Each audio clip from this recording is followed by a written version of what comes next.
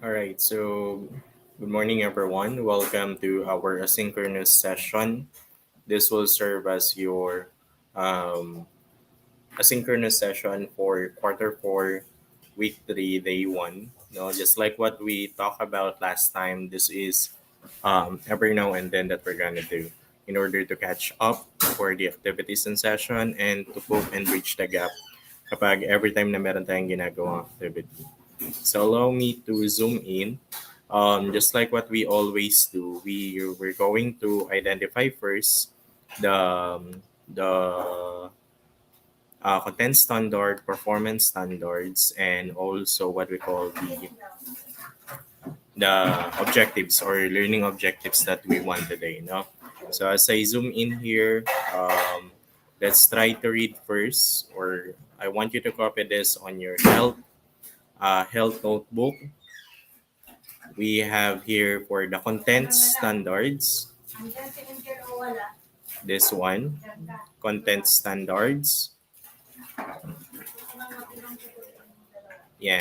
So the learners demonstrate understandings of the concepts and principles of safety education in the prevention of intentional injury. So in third quarter, we focus on the unintentional injuries, if you remember. But for this quarter, we will dwell and focus on the intentional injuries. Now, at the same time, um, yun lang naman ang ating content standards. So we have here the performance standards. For the performance standard, this is the learners consistently demonstrate resilience. So when we talk about resilience, capability to withstand intentional injuries like suicide, parasuicide, etc. Vigilance, no? Of course, aside from ourselves, we need to check also the intentional injuries or intentions ng ating mga kasama sa buhay, classmates, and other social relationship and proactive behaviors to prevent intentional injuries. So we want to create an environment wherein everyone is um, allowed or know what is intentional injuries. Now, for our lesson objective, let's try to take a look on this one. So, you can pause it, no? Pwede nyong i-pause and then take a copy on this one. So, we have the learning competency. The first learning competency natin is the learners differentiate the unintentional from intentional injuries and vice versa. And next one, describe the types of intentional injuries. So later on, we will dwell on the different types of intentional injuries and then what are their defenses and definitions. Now, wag kayong mag-focus dyan, no? So these are the objectives. Objective natin for the day 1 is this one. Let me zoom in. Ito lang. So for our learning objectives, at the end of the lesson today, we will be able to differentiate if it's intentional or unintentional injuries. And then define suicides and parasuicide, and last one, explain domestic violence. Okay, so we're done on that. Now, let's begin our session with the activity. So allow me to change my screen. Stop screen on this and then share. Jel, pakibunot na. All right, here you go. So I think it's loading now on your end. So for this one, on your health notebook, what you're going to do, it's a kind of self-reflection activity wherein we're going to identify, to be aware and be aware. So isulat nyo na lang po ang mga phrase or just write it down.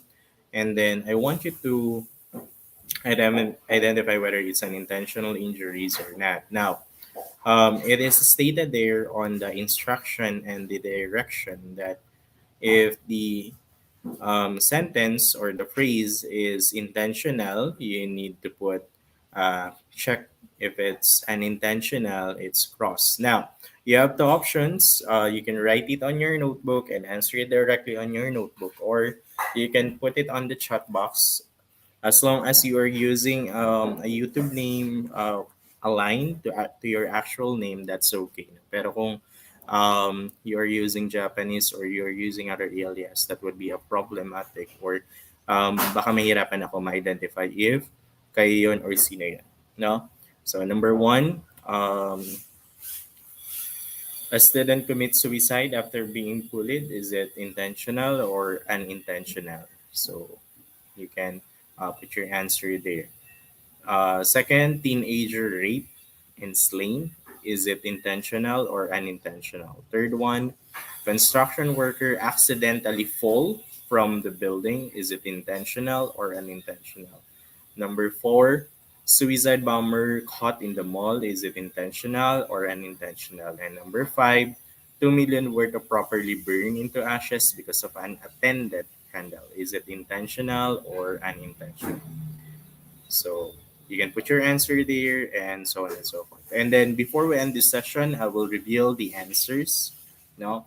So we will go back there after the session. Now, moving on. Okay. So we will dwell on the series of activity right now. No? Discussion pala, hindi activity. So we will begin with the discussion of the suicide and the para-suicide. um, I will recommend to write also or to opt out to write the discussion activity or discussion session on your notebook or health notebook po tayo. So pull out your health notebook and copy this one. Now, while writing, I would like to discuss it and read it and explain it. No?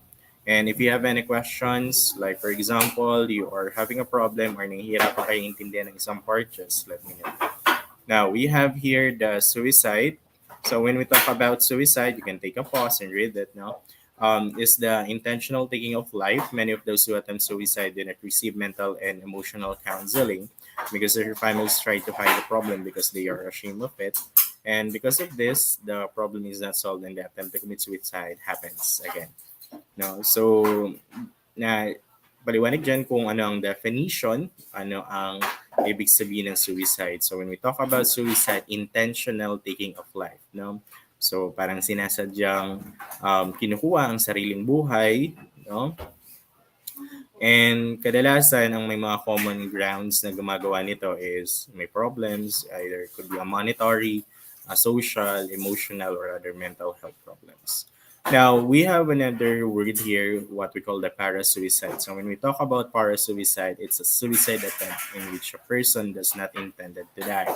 So kadalasan ito yung mga naglalaslas, no? Nagtatry magbigti, but eventually medyo mag-hesitate na ituloy and so on and so forth.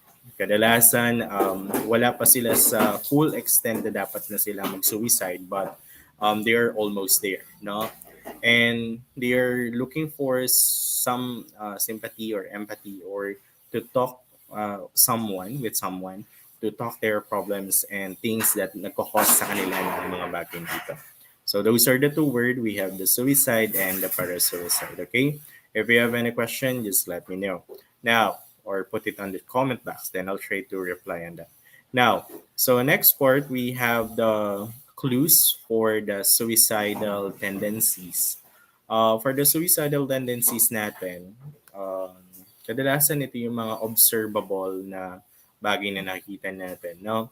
So, we need to reflect and identify kung ano mga dapat natin gawin pag nakikita natin silang ginagawa itong mga bagay na ito. Una, they are talking about that. So, they are saying na mas okay na lang mamatay or mas okay na lang kunin yung buhay nila and so on and so forth. Pangalawa, they are writing farewell letters or giving away valuable things to their friends and siblings, no? So, pinamimigay na nila yung mga importanteng bagay na napopossess nila to the people na special sa kanila. And third one, showing changes of behavior, moods, and feelings. No? So these are the suicidal tendencies natin. There are multiple ways to comfort people who are experiencing their this suicidal tendency. Una is by communicating and talking with them, directing the problem, what's the cause, and yung reason why you are experiencing this kind of problem. Ano nga ba ang mga bagay, mali mo makatulong, or just let them talk about their problem. So, makinig ka lang and so on and so forth. No? But kung hindi na talaga kaya, in the full of extent, you can refer there to the psychologists and psychiatrists if needed. No? So, it depends on the degree. Ano pa? If you know some organization conducting some mental health problems or conducting some sessions, no, you can actually refer them, or if you want, you can build a network wherein ang focus ng network na yun or organization na yun is to resolve this kind of problems. No? So next one, next on the list of the discussion. So if you're done copying the content, punta na kayo dito or proceed na kayo sa next part na ito. Pasok mo na pala yung mga frozen dyan. So next one, we have the domestic violence. No? Just a moment. No?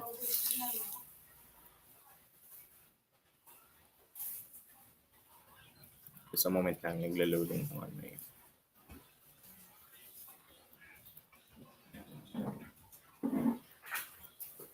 Alright, so domestic violence naman tayo. So, kadalasan marami tayong napapanood sa balita na nabubugbog, na nagkakahasa, or na-verbal abuse because kadalasan is either they do have a mental problem or it's their behavior or character na gawin yung mga bagay na yan. So when we talk about domestic violence, this is an act that includes physical assault, hitting, pushing, shoving, and etc., sexual abuse, and wanted for sexual activity and verbal abuse. So even in the classroom, kung meron kayong mga klase ng tao na mahilig manuntok, manulak, magsabi ng kung ano, you can actually refer them to your advisor or to the guidance counselor. And every action, they must face the consequences. Yung kasi medyo nawawala ngayon. So whatever they did, they should face the consequences for every action they do. Para kahit paano in the next event, alam na nila na hindi na dapat nila ginagawa yung mga bagay na yan. Okay? Next one. So domestic violence includes abuse and actions such as name, calling or put down, keeping a partner from contacting his or her family or friends, money or allowance, or denying financial support, lalo na kapag halimbawa, in the future, magkakaroon kayo na anak and partner, hindi sinusuportahan in terms of financial, it's a form of domestic violence. Next, stopping a partner from getting or keeping a job. Yung mga possessive na partners, like they're not allowing you to take a job or look for other side hustles or any activities that would help you to keep alive. Basically, it's a form of violence. And actual threat and physical harm, like pananakot, like for example, papatayin kita or bubugbugin kita or sasaksakin kita, something like that. It's a form of violence also. We have a sexual assault, no? Like even yung panghihipo, catcalling, or parang inaasar or kung ano pa man, stalking and intimidation. No? So these are the form of domestic violence. Now, hindi lang naman to sa babae at sa bata, even males, no? Even mga nasa third sex, they also possess or they not possess but experience this kind of domestic violence. Now, who are the possible victims of domestic violence, and anyone can be a victim or at risk of it, especially if his or her partner? Well, basically the answer is yes. These are the main reason. No, it's a very jealous and or spicy need for care. Will not let him or her break off the relationship. No, so be matured kung ang kapartner ninyo ay wants to become single or gusto maging free na, let her or let him, and communicate and talk about it. All right. So next one, hurt him, her in any way, is a violent or brags about hurting or other people. Number four, puts him or her down or makes him or her feel bad. Number five, force him or her to have sex or makes him or her afraid to say no to sex. So always remember in a relationship, hindi pwedeng puwersahin ang intimate or sexual activities, no? Always look for the consent. Every time na hindi nagbibigay ng consent ang partner, whether lalaki or babae, it's subject for sexual abuse. No? Abuses drugs or alcohol, pressures him or her to use drugs or alcohol, and seven has a history of bad relationship and blames it on the others. No? So yung mga people or yung mga klase ng tao ng turo sa mga nangyayari sa kanilang buhay, basically they are also experiencing or committing for domestic violence. No? Now, another form of possible cause or probable cause of of intentional injuries is bullying. When we talk about bullying, it's an unwanted aggressive behavior. The behavior is repeated or can be repeated over time. Both kids who are bullied and who bully others may have serious lasting problems. No, um, the best way to prevent bullying furthermore is to cut it or to take an action about it, no? So if someone do verbal bullying on you, basically gather the evidence and report it to the higher authorities, no? If someone's do a physical bullying with you, report it to the teacher or to the barangay official if needed. Now, so there are four classification of bullying based on the reference. First one, we have the verbal bullying. These are the people saying or writing mean and nasty things. Example, teasing, name calling, making inappropriate sexual comments, taunting, and threatening to cause harm. Example, may isa kayong classmate magsasabi na ang sexy mo naman. So, you can actually identify if it's compliment or if it's something sexual harassment. No? And at the same time, it's not usual na mag-comment ang isang stranger or hindi mo naman close sa tao.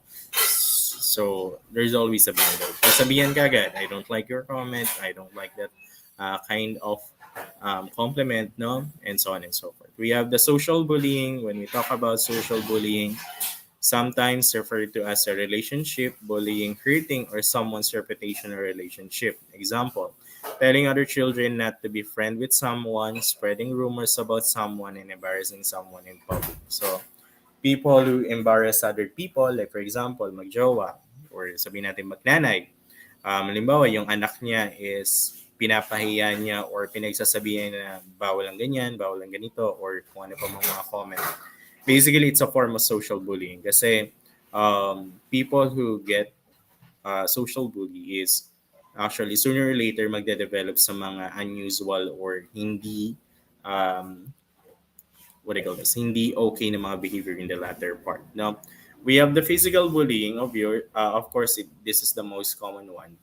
For the physical bullying, it's hurting a person's body or destroying his or her possession. Example, hitting, kicking, pinching, spitting, tripping, pushing, taking, or breaking someone's things, and making mean or rude hand gestures. No? So, sa physical bullying natin, basically, pwedeng property ang nasisira sa kanya or pwede yung buong pagkatao niya. No? So, normally, anong ginagawa natin for that is nire-resolve kagad natin yung issues, no? So, kadalasan kasi pag napabayaan, nagkakaroon ng away or gulo and so on and so forth.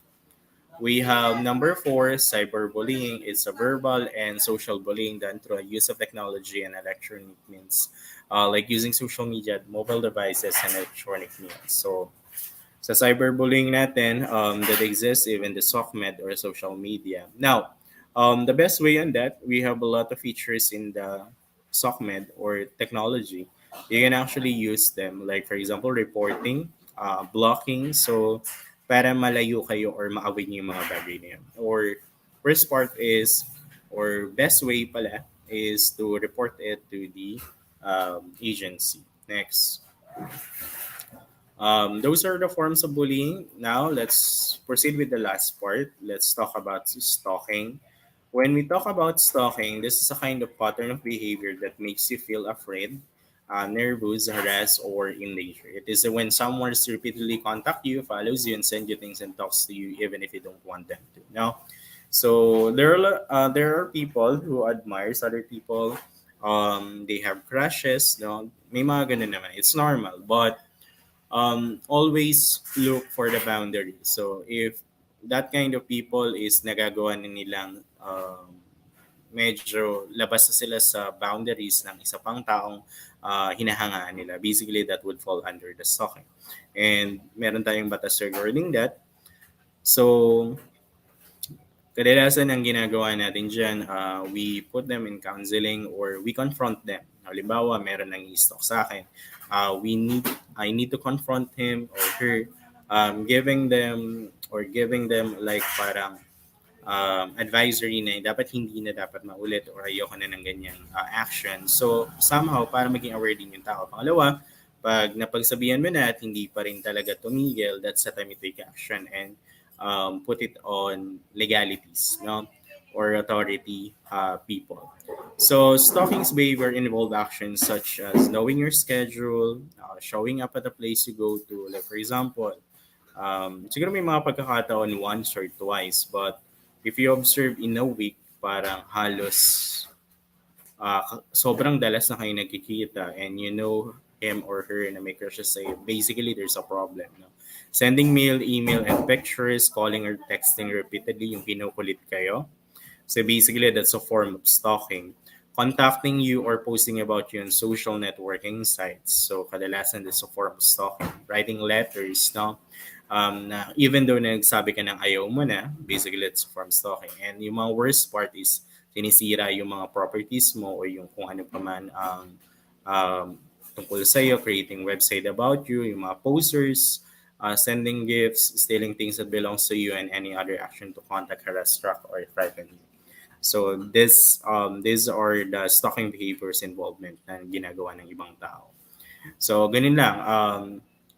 First, confront them, talk about you don't want this kind of action, so on and so forth. Baka naman madaan sa maayos sa usapan. Pangalawa, pag hindi, even though multiple times mo na siyang pinagsasabihan, that's the time you can take an action, involve the authority, use the legalities that we do have. And again, every time na hinahayaan natin yung other people, basically we are letting them do bad things or do things na hindi maganda. And that may lead up to the intentional injuries natin. Okay?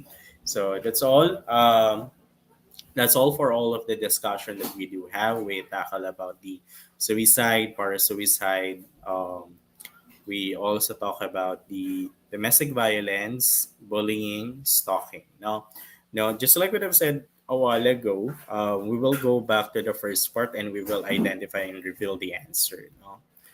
So this one we have here. Number one, yan. A student commits suicide after being bullied. That's intentional injuries. Okay. Next, number two, a teenager raped and slain. No, that's an intentional. Uh, yeah, yan nga. Intentional injuries then also. Okay. Sorry. Number three, construction worker, one and two intentional injuries, okay, or intentional. Number three, construction worker accidentally fall from the building. That's unintentional, from the word accidentally, okay. Suicide bomber caught in the mall. That's intentional. Number five, 2 million were to properly burn into ash because of unattended candle. Yung unattended kasi is subject for different grounds. No? Halimbawa, sinadya niya unattended, so sinadya niyang hayaan, basically that's intentional. Pero kung hindi naman sinasadyang maiwanan or not, how do I say, accidentally, unattendedly handle, basically that's unintentional. So yung number five, medyo tricky. But for this one, of course, because of liabilities and legalities, facing the consequences of the actions also, even na kahit napabayaan mo yan, the moment na ikaw ang nakatoka dun, basically that would fall under your jurisdiction or under your duties or responsibilities. So that would fall under the intentional injury. But depends, no? It depends on the grounds again, no? So I hope the answer is correct. I hope you get the correct answer. And nire-require ko po kayo na lahat copyhin yung discussion natin. You can watch it, pause it, and then write it. Okay? And if you have any question, just comment in the comment box. Then let me know or chat me if possible. So, before we formally end, may papagawa ko sa inyo, no? On your notebook also,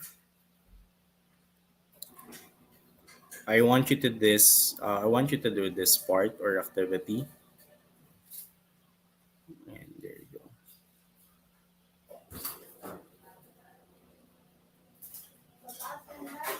All right. So let's take a look on the reflection activity now. So edit lang natin. It should be held component. So this is for our day one asynchronous session. Wala muna kang ipapagawang written works and performance na so far. But one of the way para ma-check ang alam, no, is to reflect. No, I want you to create a 3 to 5 sentences and not feel explain in the class kasi we're doing it asynchronously. But I want you to explain it on your notebook na what are the things that have you learned?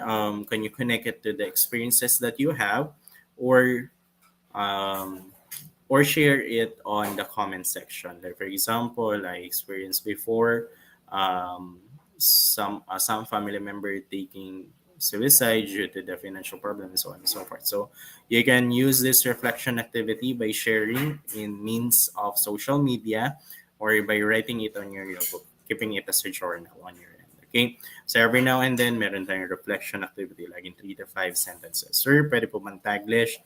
I recommend use English as much as possible. Okay, so that's all. We'll end our session here. This is for day one, Q4, week 3, intentional injuries. So again, maraming salamat, and please watch, um, participate in the activity, and listen carefully. Thank you so much. If you have any question, just put it on the comment section or chat.